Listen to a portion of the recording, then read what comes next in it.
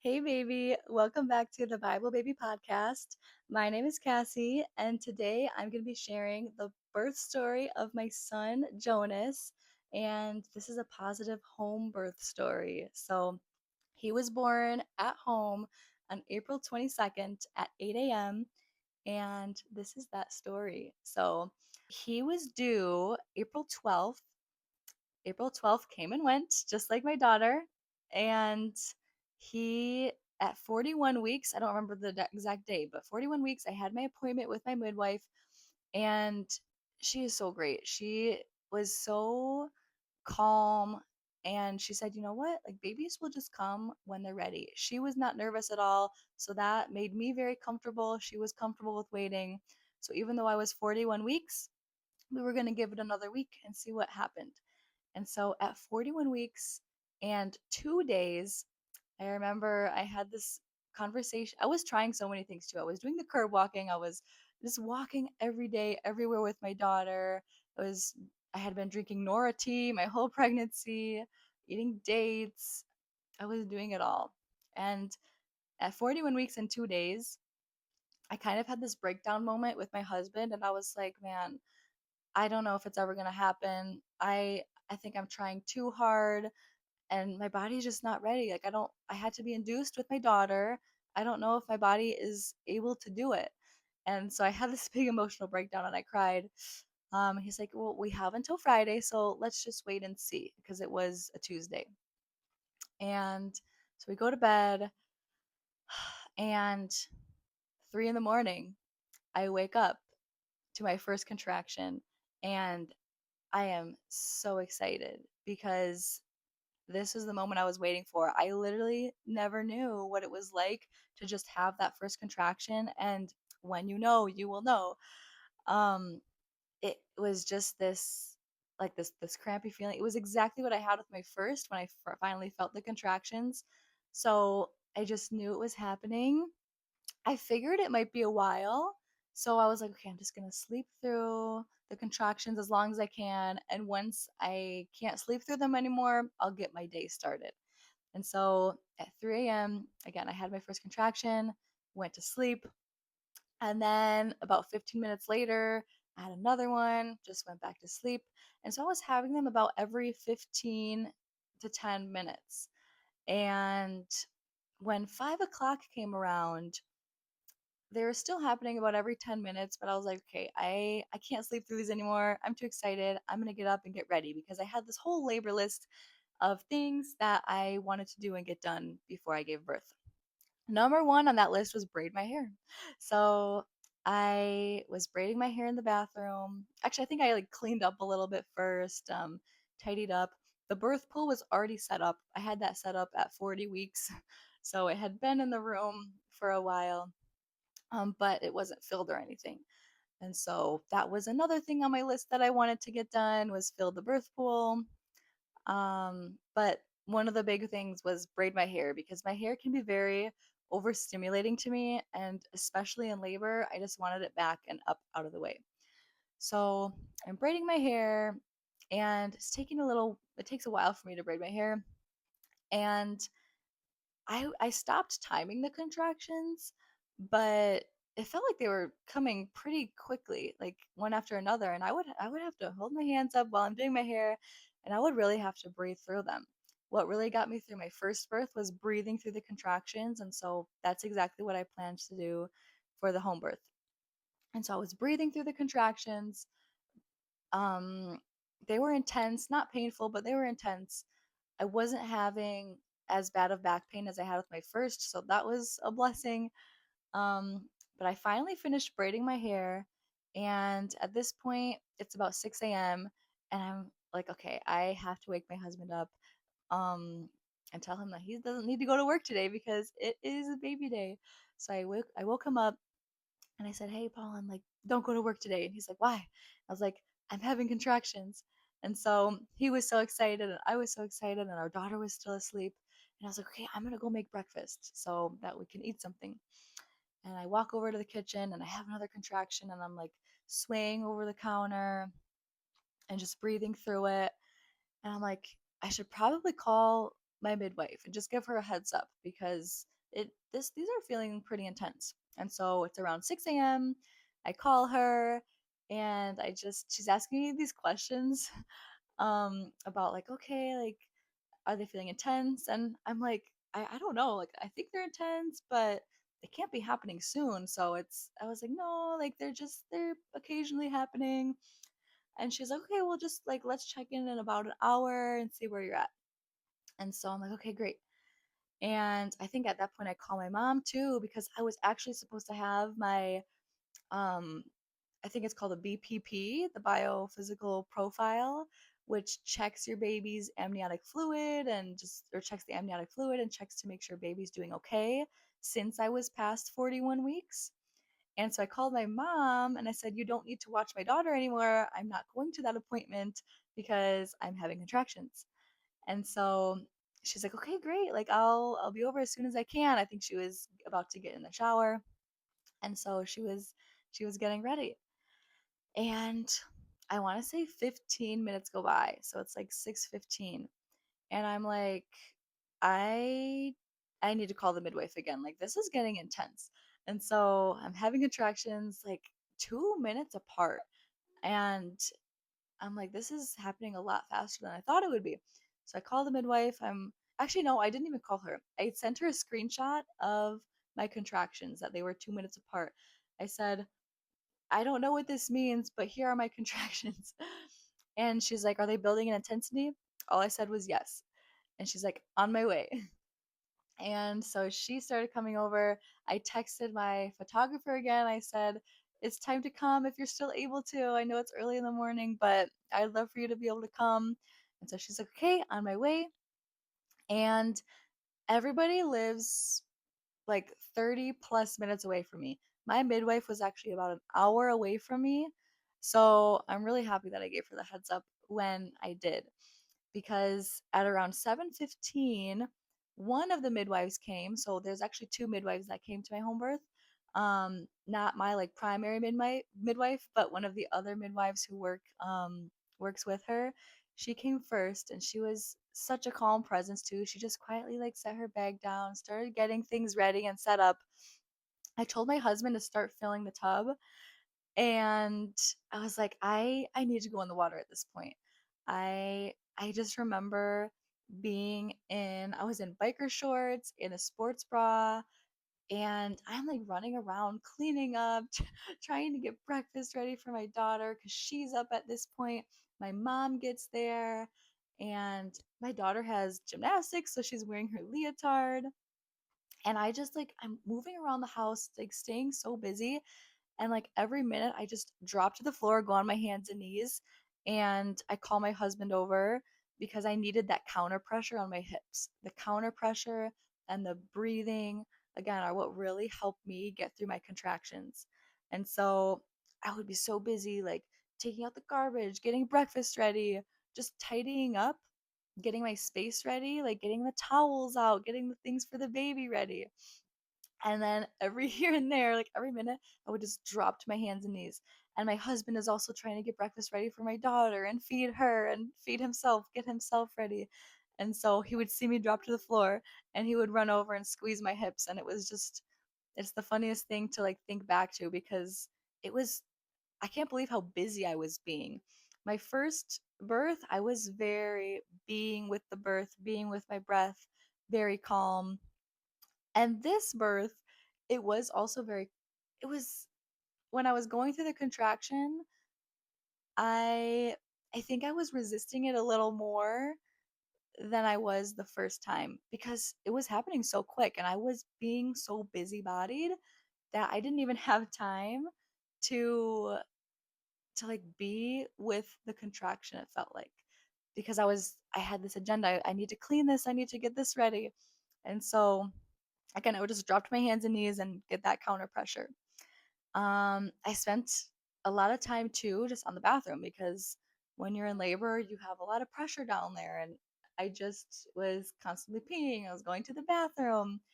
And at about, my husband's filling the tub at this point, and I was kind of just like denying that it was happening right now. Like even when the midwife got there, I was like, "Oh man, I hope I didn't call her too early. I hope she's not here too early." And then like my photographer got there and I was like, "Oh, I hope she's not here too early." Um, but then at about 7:30, my midwife gets there. I think like I go to the toilet again, I go to the bathroom, and she starts hearing me like grunting and like getting pretty vocal about breathing through the contractions. And she's like, let's go to the tub, please." And so I stand up from the toilet and there's my water broke, I think. I don't know. The labor contractions were pretty intense. I never had my water naturally break because with my first, the OB just broke my water. And so I was like, I think my water just broke. And my midwife is like, great, let's get in the tub. And so I'm like walking over to the tub, and I think my water broke because there was a lot of water coming down, but it wasn't like I really felt anything other than water dripping out from me. And so I got in the tub, and the tub was everything I had prayed for. I wanted to go in the tub with my first, but I couldn't. And so getting in the tub now was such a blessing. And it truly is nature's epidural because it brought so much relief. And now that I was in the tub, I finally felt like it was okay, it's happening. Because the entire time, right? It's 7:30 a.m. now. 3 a.m. up until 7:30, I was just denying that, okay, yeah, like, yes, I'm in labor, but it's probably going to be a while before it happens. I don't know what I was thinking, but with my first, my labor was about 7 hours, which is very quick. But since I had Pitocin, I was thinking that, oh, naturally, my labor might be a lot slower because they're not forcing Pitocin on me. I'm just gonna have my natural labor progression. And so I was thinking it was gonna be a long day. But so I was in denial that it was happening so quickly. So when 7:30 a.m. came around and I finally got in the tub, instant relief. The contract like I didn't even need the counter pressure anymore. I still had to breathe through it. So I was really just on my hands and knees, leaning over the birth tub. And at this point, the contractions space out so much. It feels like I have 5 minutes in between the contractions. I don't know how, like, time is not a thing when you're in labor. So I have no idea how long it actually was in between. The contractions themselves, yes, they were intense, but they lasted about a minute. And that time in between, again, it felt like 5 minutes. All of the pictures that I look back on are like me smiling, and my daughter, it was taking my mom everything in her will to not let my daughter jump in the birth pool because my daughter was trying to climb in. She took off her clothes, like she was in just her leotard, and she was trying to jump into the pool with me.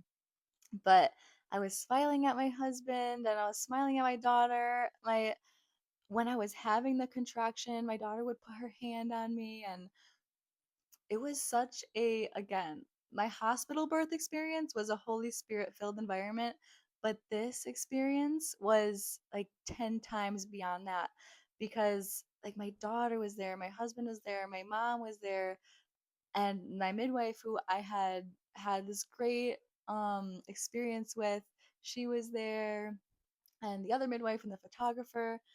And it was just such this beautiful, like Holy Spirit filled experience where I was so in tune with my body. I didn't get any cervical checks, so I had no idea how dilated I was or any of that. We were just letting my body naturally progress as it did. And my midwife could tell. She said by the sounds I was making, she knew I was ready to push. And I didn't need a cervical check to prove that. And so once I was in the water, the entire time I was in the water, I would say I was definitely like, dilated because my body was pushing for me. And it was crazy because I never felt that with my first, but my body was actually like bringing my baby down and pushing for me. I was actually trying to hold him in because the most intense part was when his head was crowning and I felt the ring of fire. And so I was doing everything I could to try to hold him in so that I wouldn't tear. I did end up tearing, but it just happened so fast. Like I couldn't even hold him in. So I remember I was in this like lunge squat position. The plan was for my husband to catch the baby, but I just like instinctually felt my baby there. So I just put my hand on there and I felt that my baby's head, he was right there. Like he is going to come out in a few contractions. And yes, he did. Like my body was pushing for me, and so I went along with the push. I just instinctually reached down and felt his head come out. And so I'm in the birth pool, I'm in the water, his head is out. And at this point, I do kind of like I look to my midwife, I'm like, what do I do? Like I have never had this happen before. His head is out, like it's obviously he's like his body's not out yet. Is he gonna be okay? And they're like, it's okay. Like just give it another contraction. We can just wait a little bit. He's not gonna breathe underwater, so you can just wait. And like they were so calm, and they it was just such an amazing like calmness presence that they brought to the birth. um and so I'm like holding his head there, and then I like, okay, I want to push the rest of him out, so I do the kind of hold my breath and push as hard as I can, and I scoop him up, and I literally catch my own baby. We didn't know that he was a boy, he was a surprise. And so my husband right away says it's a boy. And so and I had this whole pregnancy I felt like he was going to be a boy, but actually birthing him and hearing my husband say it's a boy was just such a beautiful experience. And so I caught him, I pulled him up. My midwives were there like on point right away. He had the cord wrapped around his neck, so they just unwrapped it so quickly, like it was nothing. So as soon as they like just unraveled the cord nonchalantly, and he started crying, and he was just on my chest, and then I kind of scooted over to a more comfortable position, and I just was looking at my daughter like, isn't this amazing? Like this is your baby brother. Like you're a big sister. And my husband was there, and he was just so in awe of the experience, and I was in awe of the experience. It's truly like such a present moment experience. It's I as much as I love birth stories, it's kind of hard to talk about because it's just such an in the moment thing. Like God was so with us, the Holy Spirit was so with us. I was just so in tune with my body and my baby, and I'm so, so thankful and blessed that everything went so smoothly and beautifully. He was born, I don't even think I mentioned it. He was born at 8 a.m. And so it was from 8:04 a.m. And so from 3 to 8, that's 5 hours. And it, again, really wasn't intense until 5 a.m. when I decided to actually wake up. So 3 hours of intense labor so quick. So fast. I could not believe when I heard that it was 8:04 in the morning. I couldn't believe how early and how fast he came, how early it still was. But I'm also so blessed that he was born in the morning. That was actually something that I prayed for. I didn't want to have like a laboring at night experience.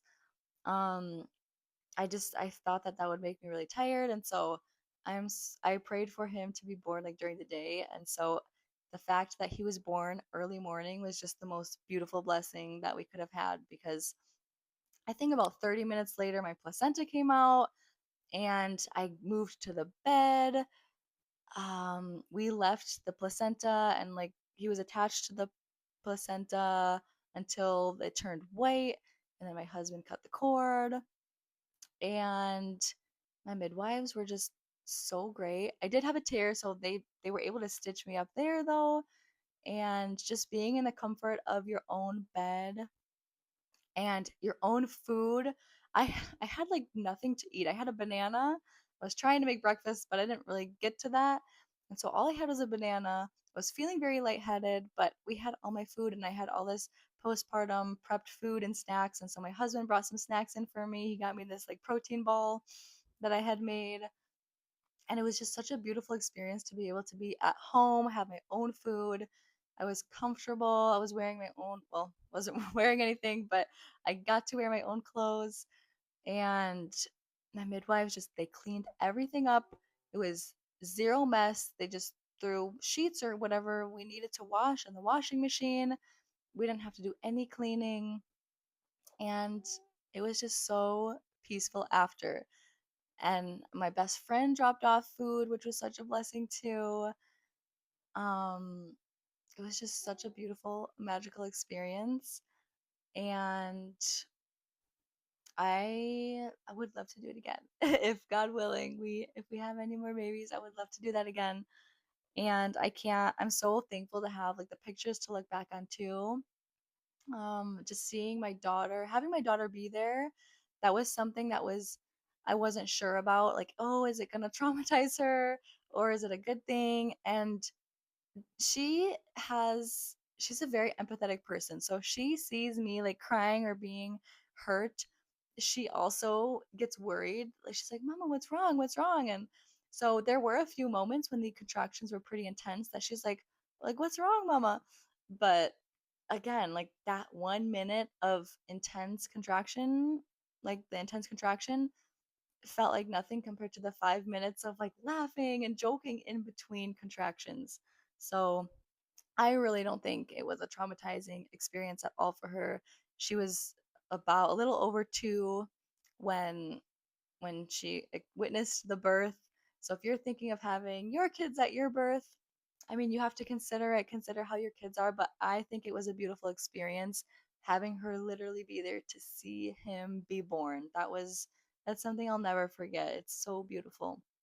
And so I really hope that this story encourages you if you are planning a home birth, whether it's your first birth, I believe in you and I'm praying for you, or it's your fifth or your second, whatever it is.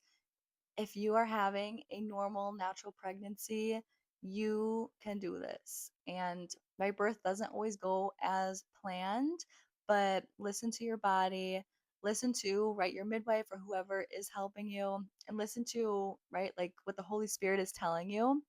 Because I just felt this like pull for the home birth and it ended up being so beautiful. And I'm so happy that I followed that.